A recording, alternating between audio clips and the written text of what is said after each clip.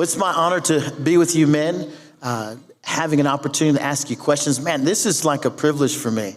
Get a chance to ping you all for things, issues, challenges that we have, culturally speaking and otherwise, as others get an opportunity to listen. I was particularly struck, and I'll just kind of toss this up for any of you to jump into. I was particularly struck by Bahnsen's talk when he talked about, David Bahnsen's talk when he talked about the kingdom of God and how our kingdom is about addition and multiplication. He talked about how the secular culture is about subtraction and division. And my thought was just to open it up in a very general sense and just ask each of you in your area of influence, in your sphere of influence, what does it look like for us to be engaged, culturally speaking, as Christians, either from a pastoral standpoint, a theological standpoint, or the like? What does it look like for us to be involved, engaged in kingdom advancement from an addition and multiplication standpoint, generally speaking?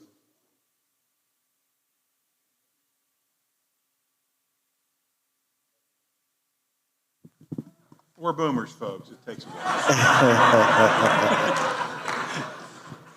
Not only that, but it was explained to us in the That's what it was. In the room before. Yeah, but it's the short-term memory that goes first. But clearly not explained very well. Didn't know the audience. The thing that we have to take into account in this is, well, the one addition that I would add to David's point about subtraction and division. There is one area where the collectivists, particularly the communists, multiply, but they always multiply by zero. Right? Yeah, that's good. It doesn't work. It doesn't work well. The thing I think the thing we have to fight in the conservative church is how to encourage Christians to think in terms of biblical abundance, covenant blessings, what I call Deuteronomic blessings, while at the same time distinguishing it from the crass health and wealth approach.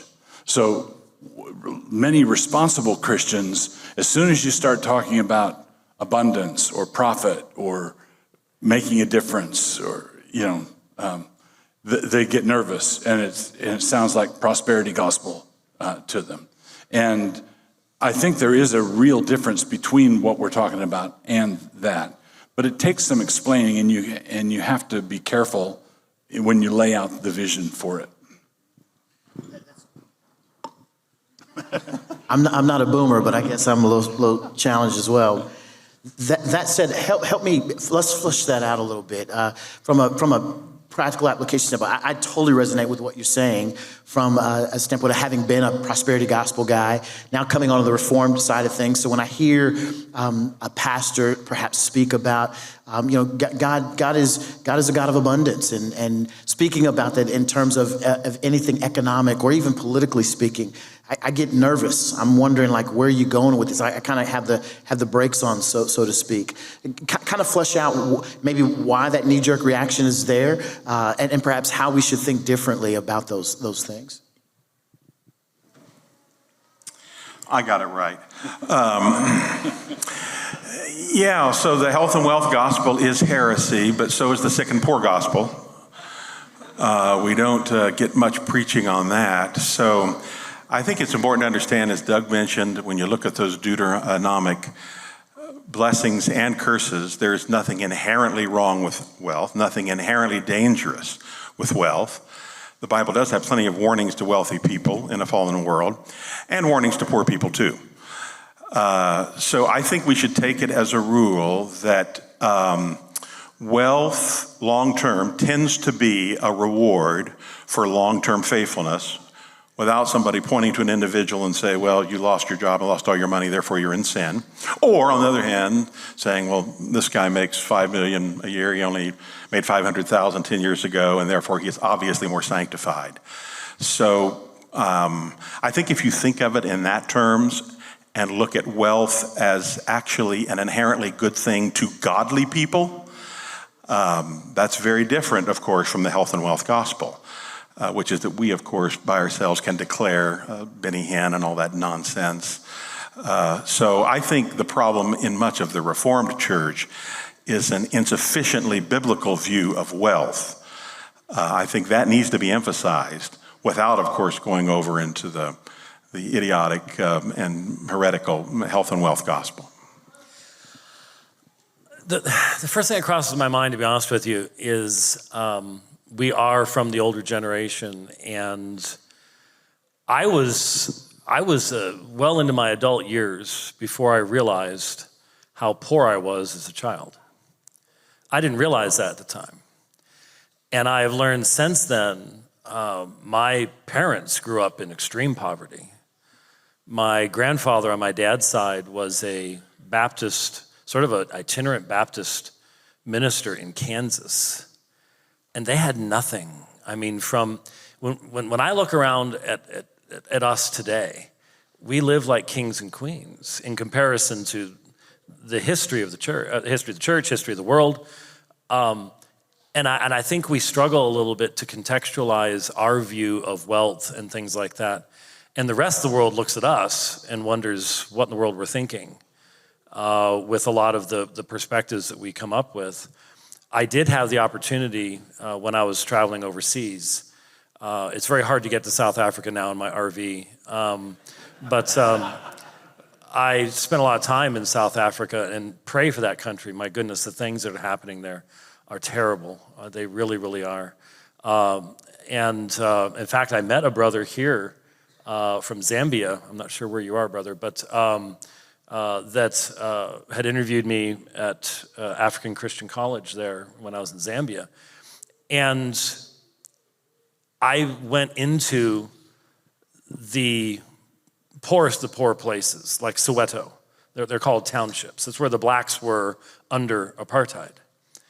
And if you've ever seen the movie District 9, that was shot in part of Soweto. So the houses are not houses. They're shanties that are made out of corrugated metal with the roofs held on by tires and this kind of stuff. And what was amazing were the churches in those places that would ask me to come preach. And look, I grew up in America. This wasn't something I was used to encountering. You know what they wanted me to speak on? I had two specific opportunities in two different townships, and they had the exact same request for me to speak to them. They wanted to be trained on how to evangelize Jehovah's Witnesses, because they're trying to evangelize in the township, and so are the JWs, and the JWs are better trained than they are to deal with the issues. And so here's someone's coming from America who's written a book on the Trinity, things like that, teaches Greek. It's like, yeah, they didn't want to hear about riches. They didn't want to hear about success and all the rest of it. They wanted to know how to spread the gospel where they were. And that was something I'll never forget. The key thing is balance, scriptural balance. So in Hebrews 11, there's that wonderful passage that the health and wealth gospel people could just get halfway through. Stop the mouths of lions, receive their dead back in resurrection, overcame put armies to flight. But then the second half is wandered in caves, sawn into. So faithfulness knows how to abound, as Paul argued. I know whether to be well-fed and hungry. I know both conditions, and he's content in both conditions. And we know that the sovereign God blesses us by material means in certain seasons, certain places, certain times, and he blesses us with adversity, certain seasons, certain places, certain times, but it's all blessing. And let's remember that health, wealth, and poverty are always on a sliding scale, and in the West, the last 200 years, it's been consistently sliding upward. So we're always wanting to compare ourselves, with somebody across the street. Let's compare ourselves with somebody else in, it's Africa or India, or somebody 200 years ago in our own country. So what it means to be poor in the U.S. today is not what it meant 50 years ago, or even 30 years ago, frankly. So it's easy to not to consider things like that when we're discussing this issue. Which kind of leads me to the next question that I wanted to to ask it. Each of you has emphasized at some point or another in our conversation previously, the lordship of Christ being not limited to the public sphere or the private sphere. God is Lord of all, whether it's public or private spheres. I wanted to talk about or ask the question, and it kind of relates things off of what you men are talking about even now, is in the fractured culture in which we live, what are the greatest obstacles? And those could be obstacles, as Dr. James, as I hear you talk about Soweto and the different places and spaces. What are the obstacles to Christians, particularly living in our context? What are the obstacles to us living out the full implications of Christ's rule? Well, let's talk together in stereo. The roots of dualism are run deep in Western Christianity, including in evangelicalism. And so many people have said it really well. For Francis Schaeffer had the metaphor of the upper and lower story. The lower story is like science and the arts, a sort of ordinary economics, ordinary life. And when you can't really deal with that, you leap into the upper story, which is the mystical and the, quote, spiritual and so on. That's just kind of a simple explanation, but that view still is pretty prominent in many churches. I would think sort of intellectually that is the problem. I think morally the problem is not recognizing and surrendering to the Lordship of Christ, which is hard for all of us to do every day, and recognizing that His Lordship extends just as much to our wallet as it does being in church on Sunday, and just as much to our work habits as it does in our prayer closet. That's very hard for people that have been schooled and suckled on this sort of inherent dualistic worldview to hold. I would say that dualism is the mechanism that we use to cater to the root sin of our generation, which I would label as unbelief. I think that we're slow of heart to believe all that the prophets have spoken. We believe enough to get us to church on Sunday, but we don't have enough faith to carry us through Tuesday afternoon because we have a mechanism that prevents us from thinking that our faith has anything to do with that, which is where the dualism comes in. The Lordship of Christ, I think, is the key issue in answering the question, why is it that we can look at almost every single theological seminary founded over the past 300 years, and what is their trajectory? Almost inevitably is left toward deconstruction, toward denial of the Lordship of Christ. And I have said many times, I think everyone who teaches in a seminary should have to memorize 1 Corinthians chapters 1 and 2, and should have to be reminded of the fact that the wisdom of God is foolishness to man. And the reality is, when you get into academics, when you get into teaching, there is a strong desire to get to sit at the table of the world and to be seen as wise and insightful and trained and so on and so forth. And if you will confess and if you will do your scholarship under the Lordship of Christ openly, without apology, you will not have a seat at the secular table, because that's anathema. That's not, you can't even think about that. But within the church, that should be the essence of what we're training our young men toward. Accept the mockery of the world. To be a servant of Christ, to live under His Lordship, to do your work, whatever your work is, but to do your work under the Lordship of Christ should bring you so much pleasure. Recognizing what Paul said to the Colossians about whatever you do it as a servant of Christ, knowing that He sees and He will reward. That should be the greatest reward that we have. And I think we would see much more outworking of living the Lordship of Christ if we really emphasize that, especially with our young folks, and try to teach them, hey, don't go after what the world is saying is going to make you successful and happy. This is the only thing that's going to make you, when you're lying on your deathbed, what is going to make you die well? And you see, one of the reasons we've got boomers up here is that if you've been in pastoral ministry as long as we three have, you've been at a lot of deathbeds. And we had an elder in Phoenix Reformed Baptist Church where I was there for 29 and a half years.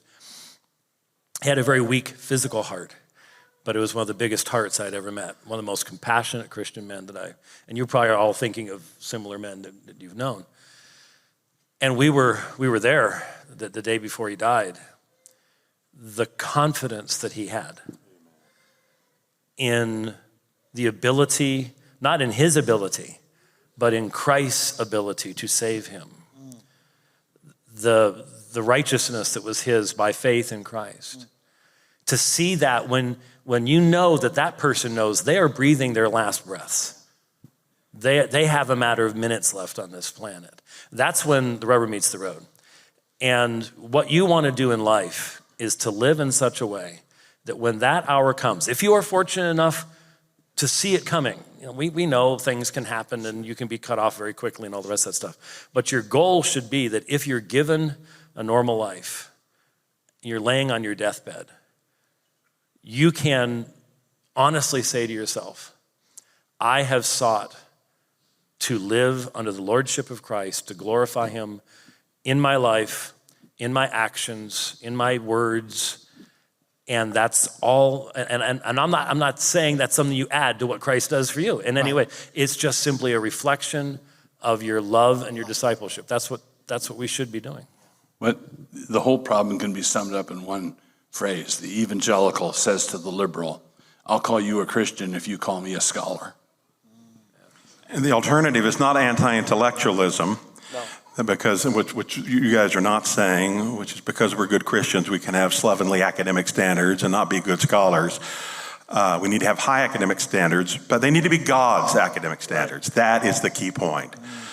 So we need rigorous thinkers, and I'm thankful there are men up here and others have spoken that are rigorous thinkers. We need more of that, not less of that, but always in terms of God's standards. All of that's, go ahead. Could I interrupt your flow here for a second? Sure. Because when I was thinking about the three of us sitting up here, I think there's a lesson that can be learned by who is sitting up here, all right?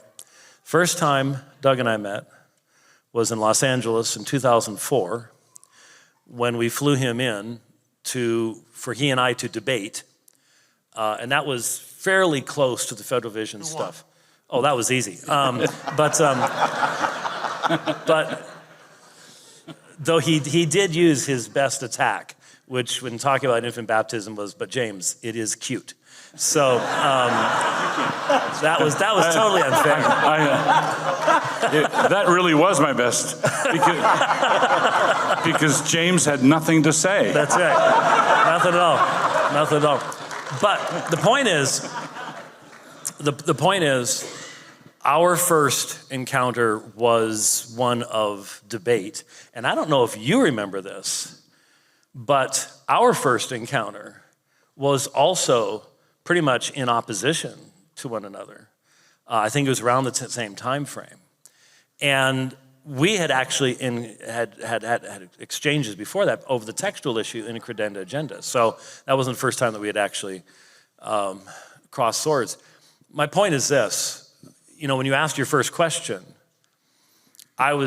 we went mainly with economics, wealth, things like that. But in building the kingdom, we have different backgrounds up here. And even when we first started to encounter one another, it wasn't necessarily just automatically a clap on the back, shake the hand, hey, let's work together type stuff. I had to learn coming out of a fundamentalist background to try to find the balance that I think we're struggling with even in the Reformed world right now. And it's something that I honestly believe does take time. And that's maybe where one of the problems is that we're getting a lot of people that are going, hey, you old folks, you blew it, get out of here. And we're gonna take over and run things ourselves. It took me a long time to get to the point where I could try to find the balance, because look, there are some things we cannot compromise on. There are things in regards to the secular world that's going on right now. There is no room for us to be playing footsie with rainbow-stoled priestesses standing in front of churches claiming to be pastorettes and saying that Jesus was a racist and all the rest of this insanity that we see all the time. There can be no compromise there. The problem is when you're young, you tend to draw the circle really small, and you don't necessarily have enough experience to realize how the Christian faith is related and how, you're really big on this doctrine, but you really haven't really thought about this one over here. You don't see how all these things go together. And it seems to me that the division that we're seeing right now is calling us to really have a renewed focus on what's definitional, what's not, where do you have to draw the line in light of what's going on in the church right now, the things that we're facing, okay? This might be different in South Africa. This might be different in Samara, Russia, where I taught in 2019. Something like that. They're going to be different contexts. I get it. But here in the United States, we have 3 boomers, and I hate that term, but that's when we were born. And we all have a microphone, not just sitting here, but we do in... Can't turn them on, but we do have them. Can't turn them on, but well, you've got people that can't impress to do that for you, so that's easy for you. But we have the ability to speak to people outside of just the people in the room that we're talking to. And so it seems to me that we need to, again, focus upon what is this Christian faith? What does it mean to build the kingdom? How do we build the kingdom? What about the Spirit of God in all of these things? And refocus on those things, because there's always the danger of division and fracturing and infighting and everything else that the enemy of our souls and the enemy of the church loves to see happen. And we're certainly seeing a lot of it right now. Yeah, I loved all that you shared in that space. I think about it from a standpoint. I'm not a boomer, kind of X, Generation X, and so I kind of bridge the gap between this Millennial Z crowd and boomers as well. And so I still come from a vantage point of respect and honor for those who've come before me, those who have labored in the faith longer than I have or have expertise in a specific area. I still have respect for. I recognize the issues, the challenges of the culture ahead of me. I also recognize this youthful generation full of zeal and vigor and ready to go, but are also missing some of the points. And Doug, you raised an issue that I wanted to address and maybe have you men speak to tangentially as it relates to some of the separatism that we see. You talked about the ordo amoris and people having a natural love of their own kind.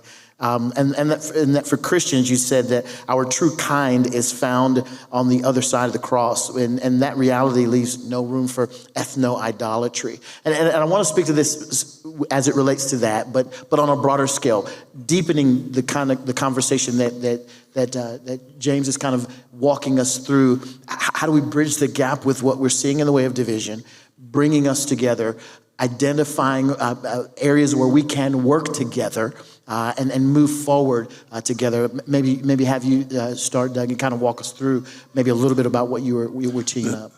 The big villain in this is the smart people's desire to tinker with things, to be the social engineers.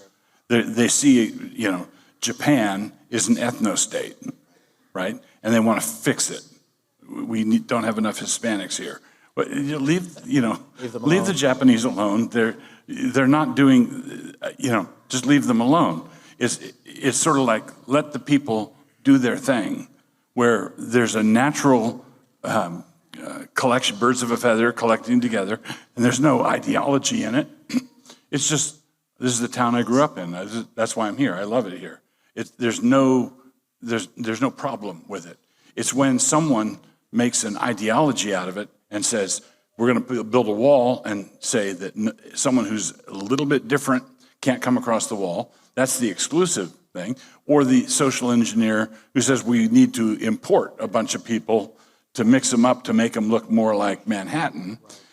It's the tinkerers, the social engineers, that are causing the problem. And when people are just allowed to be in their own tribes and groups and towns and just leave them alone, right? And then preach the gospel to them as a preventative of any ideological toxin developing, where the Japanese were a problematic ethno-state in the mid-20th century. They took the show on the road, which In a real way. which caused some problems. Yes. And the answer to that needed to be gospel. It's always gospel, gospel. It's not coercive statist measures to separate or to bring together. A lot of these younger folks love to rag on what they call the post-war consensus. Convinced most of them don't know what that is. They read a book by Rusty Reno, and they think that now they're experts on this, and even those of us on the stage, we're captives. I saw James White just breathe out the sigh of We're goodness. Yeah. captives to the PwC. And I'd be the first to say that it's far from perfect. Actually, the idea began in Great Britain. All bad ideas begin in Great Britain. Sorry, Joe. Don't leave out Germany. Well, bad theological ideas. And there's some specific things, but there's some, which they could enumerate, some favorable things too. I mean, a strong emphasis on the rule of law, international rule of law. Well, you actually find that in the Bible, though they would not have acknowledged that, most of them. That's certainly true. But I think for a lot of the younger guys, the reason they really don't like at root the post-war consensus is because it destroyed the pre-war consensus, which was largely in Europe racist and anti-Semitic and tyrannical. And I think a lot of them actually think we could use a little more of that racism, a little more of that maybe a lot more anti-Semitism. So we can, and I think everybody up here objects to certain specific aspects of the post-war consensus. But I think most of us would probably object much more to that version of the pre-war consensus that many of them seem committed to reviving. That's really good. I was just gonna, because I was sitting here thinking about it, I was like, okay, since you let me turn my microphone back on. You mentioned Japan. At the current reproduction rate in Japan, there will be 1/3 as many Japanese in 30 years as there are today. Japan is dying. And I wonder how we respond to that. You ask the question, I sit here and go, why? The nation as a group of kingdoms and stuff had endured for hundreds and thousands of years. Why now? And we just had the lowest reproduction rate in the United States, just recorded as well. And so we aren't reproducing. We aren't looking to the future. There's been this sudden change. And I think there's, we can identify elements of it. Sure. The prevalence of the birth control pill and all sorts of that kind of stuff is very much part of it. But still, in our day, guys, I was raised thinking that I literally had a duty to marry and to raise children and to contribute to my society. Now, maybe that was the post-war consensus or something, but it had been true long before the war, so that doesn't make any sense. And it's gone. And it seems to me, absolutely inevitably, that this is the inevitable result of the secular mindset, the secular worldview that denies the transcendent, denies our being made in the image of God, denies the coming day of judgment, and leads us to focus solely upon ourselves, the fulfillment of our own wants and desires, not really our needs. It's amazing what Americans think are needs that aren't needs. It's just, so much that we think we need to have. We don't actually need to have it all.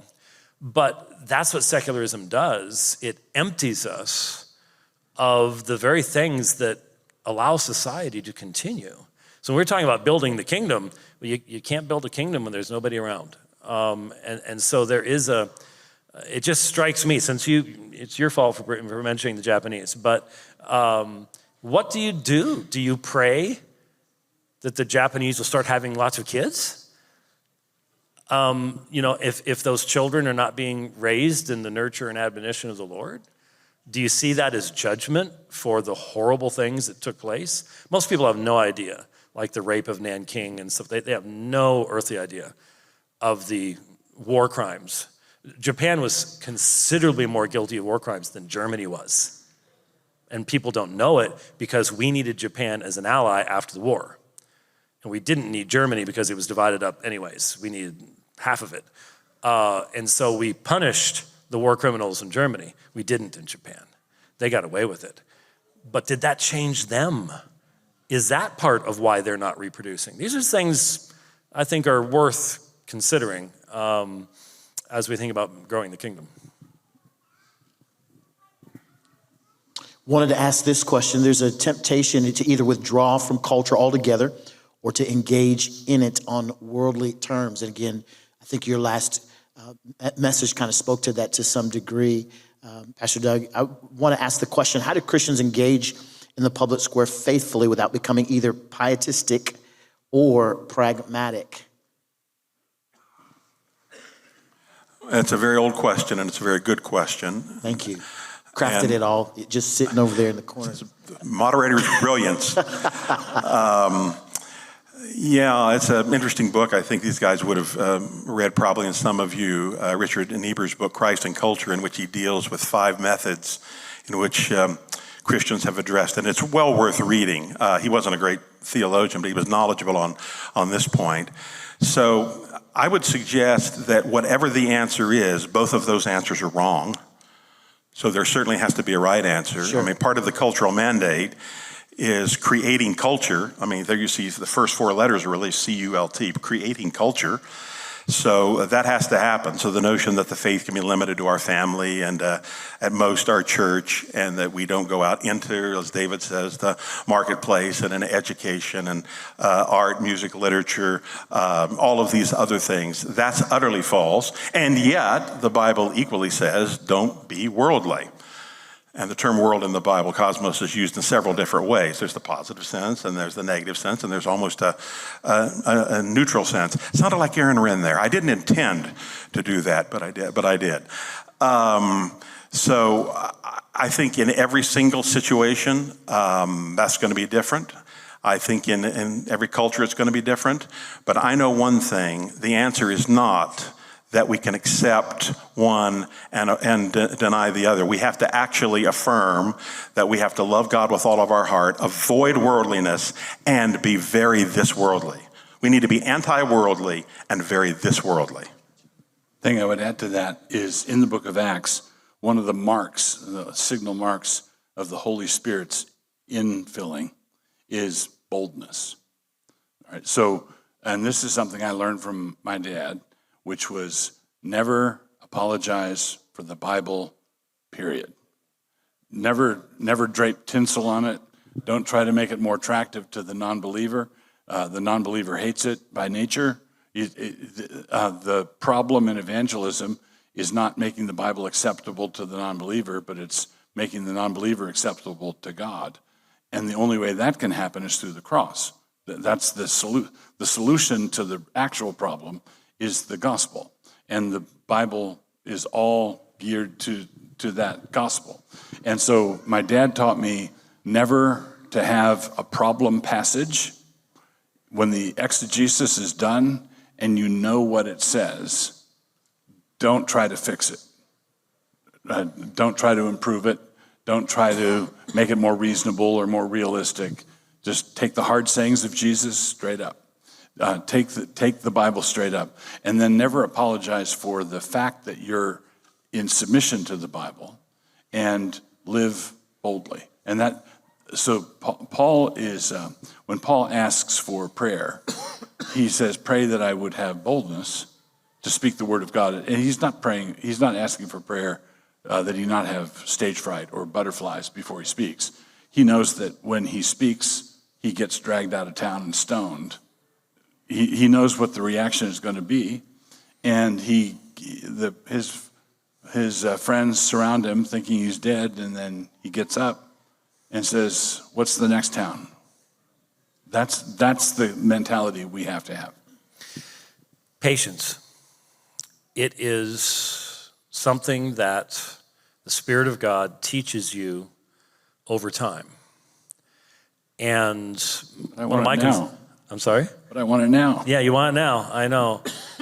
Real patience, steadfastness comes in the Christian life over many years. And one of the things that frightens me about the current attitude that basically says, hey, that generation, you're out. And maybe even your generation, you're out. We're the young, we've got the vitality, we've got the energy, we're gonna take the bull by the horns. The problem is that you have to patiently endure, patiently experience the discipline of the Lord. And that's something that you can model and you can tell people about, but it's something you have to experience. And young people struggle with that. Young people struggle, they want, and especially today, you gotta realize, we're all old enough, we remember what it was like to make Jiffy Pop popcorn on a stovetop. No, I remember the first microwave oven. We didn't have microwave ovens when I was. With fire rather than electric. No, they had invented fire before it came along, yeah. Thanks a lot. Yeah, the fire was great, Okay, but they had that for a while. But we live in the microwave generation. I want it now, and I'm willing to adopt methodologies that I've been told will give it to me now, but the reality is it doesn't last. It won't endure. That's the problem. If you want to build churches and ministries and things that are gonna endure, you have to be patient. That's what I learned from my dad. He was the picture of patience. He truly, truly was. And that's one of the things I don't think I learned it enough from him, but I'm certainly glad that he modeled it to me. And one mark of that youthful impatience is a lust for politics and political power, because you have elections nationally every 2, 4, 6 years. So you can grab the political power, you can impose a particular Christian vision or what you think is a Christian vision. The long, hard, difficult, patient, and right way is rearing a godly family and starting churches and being faithful in your community. Should we be involved in politics? Sure, absolutely. The Lordship of Christ goes everywhere. But we need to lower our political expectations and increase our familial and ecclesial expectations. How should, you mentioned these younger people who are frustrated, confused, wanting to do something to change what they see around them as a cultural decline. As you think about that, how should they be thinking about that? You mentioned patience. How should they be viewing and thinking about their current time and what they can do for the future? It's not so much, what you think is important, but there has to be a structure for your thinking. So one structure that I have in mind is eschatology, right? If you take the field with a sports team, if you've ever played sports where you're on a team where everybody is absolutely convinced they're going to lose, is that going to affect the way they play? Yes, right? An optimistic eschatology is the structure within which optimism can be biblical, as opposed to optimism being irrational, right? So, I'm not trying to cast shade in the wrong. Jerry Falwell Sr. wanted to build Liberty University to be the Protestant Notre Dame. And I'd say, but you think it's all going to burn in a very short space of time. He was post-mill practically, right? But he was pre-mill in his theology. But most people are consistent over time. And if you teach and preach that it's all going to burn, man, and moreover, it's all going to burn in a matter of weeks or months or next year, if that's the structure that most American Christians function with, then you can get American dispensational Christians to fight, but they fight like cornered badgers, right? Right? I want to be faithful when the Lord comes, and we're not going to win, of course not. As opposed to having a structured eschatology that allows for long-term patience, not just individual patience, but cultural patience, where we know that this church that we plant, this in 1 Corinthians 15:58, your labor in the Lord is not in vain. Okay, well, most American Christians don't think that they're going to have any impact on the future, the distant future. But most of the people here are the ancestor of hundreds of thousands of people. And these hundreds of thousands of people wouldn't be here if you had not met your wife, not asked her. And so, and give it long enough, your descendants will be the equivalent of the population of Wyoming. Well, your life means something. God's using you. Well, act as though it means something. Act in faith and trusting him to do something significant that you can enjoy while you're doing it, instead of finding out at the day of resurrection that was wonderful. What I find ironic about a lot of these, I agree with everything Doug said, a lot of these younger guys is they almost all profess to be post-millennial, but their approach tends to be remarkably apocalyptic. That they have to make changes immediately, and we have to, we're so back. And, what are we going to do? We know what time it is. Well, you know what? We've been around a while, and we know what time it is, too. And it's not time to embrace sort of apocalyptic answers or apocalyptic practices and capture politics to impose a Christian faith on everybody, although the magistrate certainly should enforce the law of God. That's certainly true. But it's not the role of the civil government to make people Christians. And I think, Dr. White, you're kind of touching a little bit on that tomorrow. Yeah, tomorrow morning, if you can get up that early on a Saturday morning, that's going to be tough, I realize that. But I'm the first one up tomorrow morning, and my goal is to address the issue of the Puritan hope, and specifically something that Doug and I, we did 2 sweater vest dialogues when the book on Christian nationalism first came out. And I have consistently expressed my concerns as a good Baptist up here in regards to sacralism and the confusion of categories in regards to the state and the family and so on and so forth, and the absolute need of the power of the Holy Spirit to change hearts and minds. And certain people on the other side mock that as revivalism, I've seen people who agree, who 4 years ago would have been here with us and agreeing with everything we were saying, who now have bought into the idea that, that's backwards. You can't have that kind of patience, waiting for the Holy Spirit of God, like the Puritans did, things like that. We're gonna touch on that tomorrow morning. Yeah, Paul says in Galatians, "Are you so foolish? Having begun with the Spirit, are you now going to finish by human effort?" How was the church born? How was the Roman Empire overthrown? It was Reformation and revival. It was planting churches, long-term evangelism. That's how it's done. And I'm convinced it can be done again, but it can't be done in revolutionary categories with Christian terminology. It's Reformation. Christopher Dawson, the church historian, said, "The Christian church lives in the light of eternity and can afford to be patient."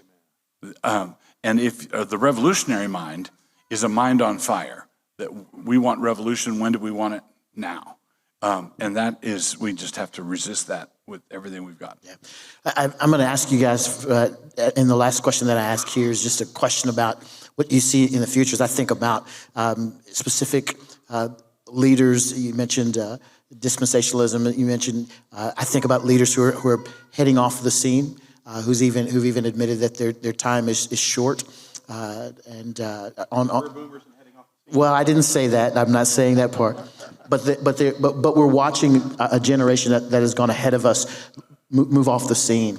As I consider that, as others consider that reality, we're nervous about what the future holds when we kind of look along the landscape of evangelicalism to see who's leading and where that leadership is headed. What do you see in 3 years, 5 years, 10 years from now in the way of leadership and kind of the trajectory of evangelical culture? I know it's a broad question. Well, I'm post-millennial, so I'm not nervous about the future. Good.